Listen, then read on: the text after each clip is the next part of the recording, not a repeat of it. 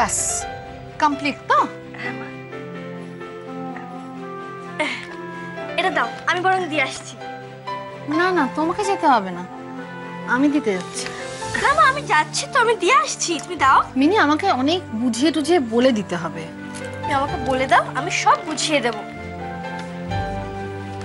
তাহলে তুই তোর লিস্টটা দিলি না, তাই তো? না লিস্ট এখানে রাখ। দামিনী, হ্যাঁ করি, আমি এটা দিয়েই চলে আসছি। ওকে, চলো।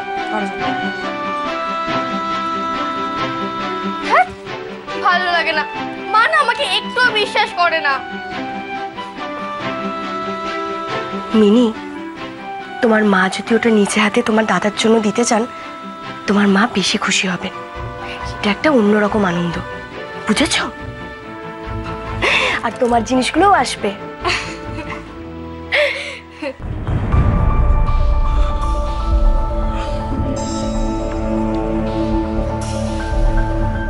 নাও কোমল,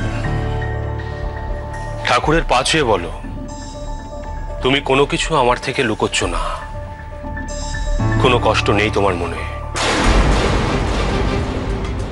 কোমল, চুপ করে দাঁড়িয়ে থেকো না, বলো।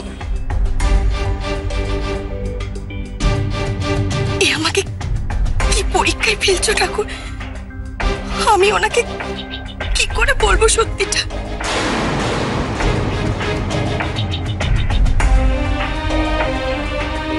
কোমল বলো, নাও ঠাকুরের পা ছুঁয়ে বলো, বাইরে যে কথাগুলো বললে সেগুলো সব সত্যি। বেশ, ঠাকুরের পা ছুঁয়ে বলতে হবে।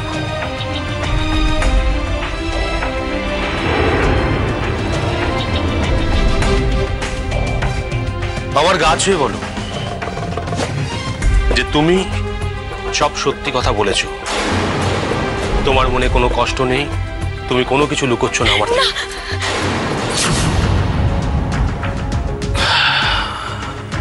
কোমল, তার মানে আমি ঠিক, আমি যা ভাবছি সেটাই ঠিক কোমল।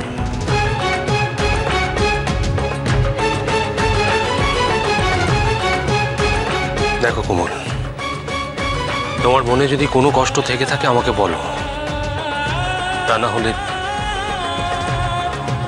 আমার কষ্টটা যে তোমার থেকেও অনেক অনেক গুণ বেশি হবে। আমার বারবার মনে হবে আমি হয়তো ততটা তোমার কাছের হতে পারিনি, যতটা কাছের হলে তুমি তোমার সব মনের কথা বলতে পারতে। আমি হয়তো তোমার যোগ্য স্বামী হতে পারিনি। আপনি কি বলছেন? আপনি আমার যোগ্য নন, এটা আপনি ভাবলেন কি করে? ওর ভাবতে তো তুমি বাধ্য করেছো। কষ্ট পাচ্ছেন, উনি খুব কষ্ট পাচ্ছেন। আমার কোনো অধিকার নেই ওনাকে এভাবে কষ্ট দেওয়ার, কোনো অধিকার নেই।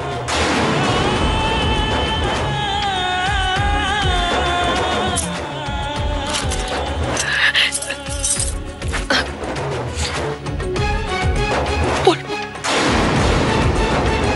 সব বলবো আপনাকে, শুধুমাত্র আপনাকেই বলবো। কিন্তু আমাকে একটু সময় দিতে হবে।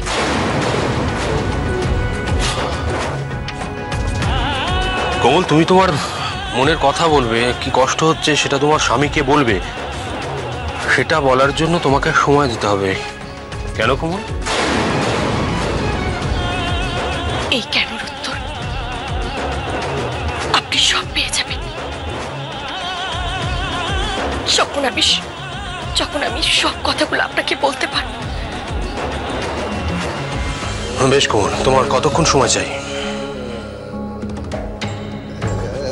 সন্ধে অব্দি।